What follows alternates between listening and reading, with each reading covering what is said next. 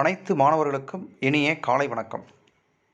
வேதியியலில் அணு அமைப்பு அப்படிங்கிற பாடம் பார்த்துட்ருக்கோம். லாஸ்ட் வீடியோவில் நம்ம என்ன பார்த்தோம் அப்படின்னா, புரோட்டான் கண்டுபிடிப்பு, ஆனோடு கதிர்களின் பண்புகள், நியூட்ரான் கண்டுபிடிப்பு, நியூட்ரானின் பண்புகள். இதில் உங்களுக்கு பார்த்தீங்கன்னா, உங்களுக்கு ஆனோடு கதிர்களின் பண்புகள், கேத்தோடு கதிர்களின் பண்புகள், நியூட்ரானின் பண்புகள், இது மாதிரி இதனுடைய பண்புகள் அப்படிங்கிறது 3 பண்புகள் பார்த்துருக்கோம். இதில் ஏதாவது 2 மார்க்கில் இல்லைனா 5 மார்க்கில் கண்டிப்பாக வந்து கேட்கக்கூடிய மிக முக்கியமான கேள்வி. 2 மார்க்காக இருந்தால் 2 பாயிண்ட் எழுதுங்க, 5 மார்க்காக இருந்தால் 5 பாயிண்ட். ஏன்னா கேத்தோடு கதிர்களின் பண்புகள், ஆனோடு கதிர்களின் பண்புகள், அப்புறம் நியூட்ரானினுடைய பண்புகள், இதில் ஏதாவது பார்த்தீங்கன்னா 5 மார்க்கு 2 மார்க்கு டெஃபினெட்லி கேட்பாங்க. ஸோ இது நீங்கள் நல்லா அந்த பாயிண்ட்ஸ் உங்களுக்கு ஈஸியாக இருக்கக்கூடிய பாயிண்ட்ஸ் நல்லா நீங்கள் படித்து வச்சுங்க. ஸோ வந்து இந்த எலக்ட்ரானை கண்டுபிடித்தவர் ஜே தாம்சன், புரோட்டானை கண்டுபிடித்தவர் கோல்ட்ஸ்டெயின், நியூட்ரானை கண்டுபிடித்தவர் ஜேம்ஸ் ஷாட்விக். இவங்கெல்லாம் 1 மார்க்கில் இல்லைனா மேட்ச் த ஃபாலோயிங்கு இது மாதிரி ஏதோ ஒரு இடத்துல கண்டிப்பாக கேட்பாங்க. ரொம்ப இம்பார்ட்டன்ட். சரி, இப்போ இதனுடைய கண்டினியூ நாம் பார்க்கலாம். தாம்சனின் அணு மாதிரி. அணு எப்படி இருக்கும் அப்படிங்கிறத பற்றி ஒரு மாதிரியாக சொல்கிறாங்க. இப்போ ஒரு எரிமலை இருக்குன்னு வச்சுங்களேன், அந்த எரிமலை வந்து யார் போய் நேரில் பார்த்தாங்க? இல்லை. அப்போது எரிமலை எப்படி இருக்கும் அப்படிங்கிறத பற்றி நாம் வந்து ஒரு மாடல் செய்கிறோம் இல்லையா, இப்படி தான் இருக்கும் அப்படிங்கிறத. எதை வச்சு செய்கிறோம் அப்படின்னா, ஒரு டிவிலேயோ இல்லை ஒரு படத்துலேயோ நம்ம பார்த்த விஷயங்கள், ஏற்கனவே சில பேர் எரிமலை பற்றி சொன்ன விஷயங்கள், இதெல்லாம் நம்ம மனசில் வச்சுக்கிட்டு நம்ம ஒரு மாதிரியை நாம் வந்து செய்கிறோம் இல்லையா. அந்த மாதிரி அணு அப்படித்தான் இருக்கும் அப்படிங்கிறத பற்றி ஒரு மாதிரியாக முதலியாக தந்தவர் யாருன்னா தாம்சன் தான் அவர்கள். ஸோ இந்த தாம்சன் அணுவை பற்றி மாதிரியாக என்ன சொல்லியிருக்காரு, எதை வந்து மாதிரியாக சொல்லியிருக்காங்க அணு மாதிரி பற்றி அப்படிங்கிறத இப்போ பார்க்கலாம். தாம்சன் அணு மாதிரி அப்படிங்கிறத பற்றி எதை சொல்கிறாருன்னா, தர்பூசணி பழத்தை சொல்கிறாரு. தர்பூசணி பழத்தை வந்து அணு மாதிரியாக கூறுகிறார். அதுக்கு முன்னாடி பார்த்திங்கன்னா அவருடைய மாதிரியாக இருந்தது வந்து பார்த்திங்கன்னா ப்ளம் புட்டிங் மாதிரி அப்படி சொல்லுவாங்க. ப்ளம் கேக் இருக்கு இல்லையா, அதை சொன்னார். அதுக்கப்புறம் வந்து தர்பூசணி பழத்தை வந்து அணு மாதிரியாக அவர் வந்து சொல்கிறார். சரி, அவர் என்ன வந்து சொல்லியிருக்காருங்கிறத இப்போ புக்கில் பார்க்கலாம். எலக்ட்ரான்களின் கண்டுபிடிப்புக்கு பிறகு, அதாவது எலக்ட்ரான் வந்து கண்டுபிடிச்சதுக்கப்புறம் ஜே தாம்சன் இங்கிலாந்து நாட்டு அறிவியல் அறிஞர் 1909ஆம் ஆண்டு தனது அணுக்கொள்கையை வெளியிட்டார். அணுவின் வடிவம் அப்படிங்கிறது 10⁻⁻⁻. ஏன் மைனஸ் அப்படின்னா மிக மிக சிறியதுங்கிறத ஒரு அடையாளம். மிகச்சிறியதுங்கிறதுக்காக அங்கே மைனஸ்னால் குறைஞ்சிட்டு இருக்கும். அவ்வளோ மிகச்சிறியதுங்கிறது 10⁻⁻10 மீட்டர் ஆரம் உடைய கோளத்தை ஒத்துள்ளது என்று அவர் கருதினார். கோள வடிவத்தில் இருக்குது அப்படிங்கிறது. எதிர்மின் சுமையுடைய துகள்கள் நேர்மின் சுமையுடைய கோளத்தில் புதைந்து காணப்படுகிறதுங்கிறது அவருடைய கருத்து. அதாவது அணுங்கிறது ஒரு கோள வடிவமாக இருக்கும். அந்த கோள வடிவத்தை பார்த்திங்கன்னா நேர்மின் சுமையுடைய ஒரு கோளத்தில், அந்த கோளமே வந்து நேர்மின் சுமையுடைய ஒரு கோளம், அதில் எதிர்மின் சுமையுடைய துகள்கள் புதைந்து காணப்படுகின்றதுங்கிறது அவருடைய கருத்து. அதனால் இந்த நேர்மின் சுமையுடைய கோளமும் அதில் புதைந்திருக்கக்கூடிய எதிர்மின் சுமையுடைய துகள்களும் சரிசமமாக இருக்கிறதுனால அணு நடுநிலை தன்மை உடையது அப்படிங்கிறது அவருடைய கருத்து. அணு நடுநிலை உடையது அப்படிங்கிறார். ஏன் அப்படின்னா அணுவானது கோள வடிவம் உடையது.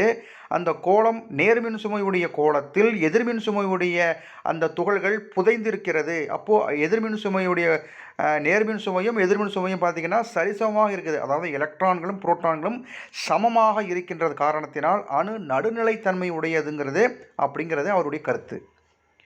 தாம்சனின் மாதிரியானது ப்ளம் புட்டிங் மாதிரி அப்படிங்கிறாரு. ப்ளம் கேக் அப்படின்னு சொல்லுவோம் இல்லையா, அந்த ப்ளம்னா அந்த ப்ரெட்டெல்லாம் வந்து நேர்மின் சுமையுடைய மாதிரியும், அந்த ப்ளம்னு சொல்லக்கூடிய அந்த திராட்சையமாக இருக்கும் இல்லையா, அதெல்லாம் பார்த்திங்கன்னா உங்களுக்கு வந்து எலக்ட்ரான்கள் மாதிரியும். அப்போ அது மாதிரி ஒரு சொல்கிறாரு. அதுக்கப்புறம் பார்த்திங்கன்னா தர்பூசணி பழம் அப்படிங்கிற மாதிரி தான் வந்து பெரும்பாலும் வந்து பிரபலமானது. பார்த்தீங்கன்னா தர்பூசணி பழத்தில் விதைகள் அப்படிங்கிறது எதிர்மின் சுமையுடைய எலக்ட்ரான்களாகவும், சிவப்பு நிறமாக இருக்கு இல்லையா தர்பூசணி பழத்தில் பார்த்தீங்கன்னா உங்களுக்கு தெரியும். இங்கே பாருங்கள் எப்படி இருக்குன்னு பாருங்கள். இதில் சிகப்பாக இருக்கிறதெல்லாம் வந்து நேர்மின் சுமை உடையவை புரோட்டான்கள். அங்கே இருக்கக்கூடிய விதைகள் வந்து பார்த்தீங்கன்னா எப்படி வந்து அந்த சிகப்பு நிற பகுதியில் புதைச்சி வச்சுருக்கிற மாதிரி இருக்குது பார்த்தியா, அது வந்து பார்த்திங்கன்னா சீட்ஸ் விதைகளெல்லாம் வந்து எதிர்மின் சுமை உடைய எலக்ட்ரான்கள், சிகப்பு நிற சதைப்பகுதியும் விதைப்பகுதிகளும் சமமாக இருக்கும். ஸோ இந்த மாதிரி தான் அணு இருக்கும். ஒரு கோள வடிவத்தில் சிகப்பு நிறமாக இருக்கக்கூடியதெல்லாம் வந்து நேர்மின் சுமையுடைய கோளமாகவும், விதைகளெல்லாம் வந்து எதிர்மின் சுமையுடைய எலக்ட்ரான்களாகவும் இருக்கும். இது ரெண்டும் சமமாக இருக்கிறனால அணு நடுநிலைத்தன்மை உடையது. ஸோ அணுவிற்கு முதலாக ஒரு மாதிரியை சொன்னவர் யாருன்னா ஜே தாம்சன். தர்பூசணி பழத்தில் உள்ள விதைகள் எதிர்மின் சுமையுடைய எலக்ட்ரான்களாகவும், அதில் உள்ள சிகப்பு நிற சதைப்பகுதி நேர்மின் சுமையுடைய புரோட்டான்களாகவும் கருதப்படுகிறது. அணுவின் நிறையானது, அந்த ஒட்டுமொத்த அணுவினுடைய நிறை அப்படிங்கிறது பார்த்தீங்கன்னா அந்த அணு முழுவதும் சமமாக பரவி இருக்கிறதுங்கிறது அவருடைய கருத்து.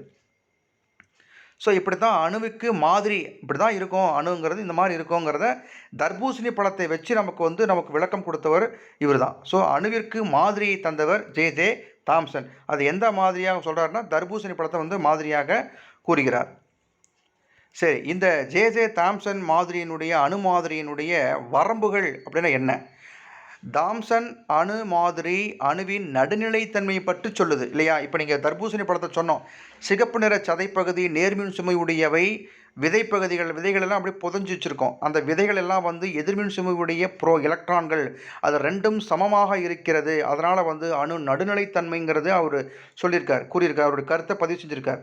அதனால் அணு நடுநிலைத்தன்மை உடையதுன்னு சொல்கிறார். அப்போது இவருடைய அணு மாதிரி அணு நடுநிலைத்தன்மை உடையது அப்படிங்கிறத மட்டும்தான் விளக்கம் கொடுக்குதே ஒழிய கீழே 2 பாயிண்ட் கொடுத்துருக்காங்க பாரு, அதை பற்றியான விளக்கம் அவங்க தரலை அப்படிங்கிறாங்க.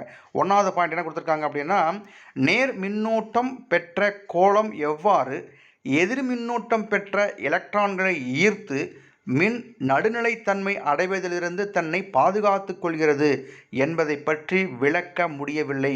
உங்களுக்கு புரியும் நினைக்கிறேன். சதைப்பகுதியாக இருக்கக்கூடியதெல்லாம், அதாவது சிகப்பு நிற சதைப்பகுதியாக இருக்கிறதெல்லாம் வந்து நேர் மின்னோட்டம் பெற்ற கோளம். அது எதிர் மின்னோட்டம் பெற்ற எலக்ட்ரான்களை எப்படி இருக்குது? இப்போ விதைகளெல்லாம் வந்து பார்த்தீங்கன்னா எலக்ட்ரான்கள் சொல்லியிருக்கோம். அது எப்படி எதிர் மின்னோட்டம் பெற்ற எலக்ட்ரான்களை ஈர்த்து நடுநிலைத்தன்மை அப்படிங்கிறத வந்து சொல்கிறாங்கிறத பற்றின விளக்கம் கொடுக்கல அப்படிங்கிறாங்க. சொல்லியிருக்காங்களே ஒழிய ஏன் வந்து அது எப்படி நடுநிலைத்தன்மை ஆச்சு அப்படிங்கிறத பற்றி விளக்கம் கொடுக்கல. எப்படி வந்து அது வந்து நேர் மின்னோட்டம் பெற்ற கோளம் வந்து எதிர் மின்னோட்டம் பெற்ற எலக்ட்ரான்களை வந்து ஈர்த்து நடுநிலைத்தன்மையை அடைவதிலிருந்து தன்னை பாதுகாத்துக்கிறது பற்றி விளக்கத்தை வந்து சரியாக கொடுக்கல அப்படிங்கிறது சொல்கிறாங்க. 2வது பாயிண்ட், இந்த அணு மாதிரி இப்போ சொன்னோம் இல்லையா, தர்பூசணி பழத்தை வந்து மாதிரியை வச்சுக்கிட்டு நமக்கு ஒரு விளக்கம் கொடுத்தாரு. இந்த அணு மாதிரி புரோட்டான்களை பற்றியும் எலக்ட்ரான்களை பற்றியும் மட்டுமே விவரிக்கிறது, நியூட்ரான்களை பற்றி கூறவில்லை. இது ஒரு குறை. அப்போது 2 குறைகள் சொல்லப்படுகிறது. நடுநிலைத்தன்மை அப்படிங்கிறத பற்றி விளக்கம் கொடுக்கல, புரோட்டான்களும் எலக்ட்ரான்களை பற்றி மட்டுமே இந்த அணு மாதிரி கூறுகிறதே தவிர நியூட்ரான்கள் இன்னும் 3ஆவதாக ஒரு துகள் இருக்குது நியூட்ரான்கள் அப்படின்னு, அதை பற்றி இவங்க சொல்லலை அப்படிங்கிறது தாம்சனுடைய அணு மாதிரியினுடைய வரம்புகளாக இங்கே கொடுக்கப்பட்டிருக்கிறது. ஸோ இதுதான் வந்து தாம்சனின் அணு மாதிரி. சரி, இதனுடைய தொடர்ச்சி நாம் அடுத்த வகுப்பில் பார்க்கலாம். நன்றி.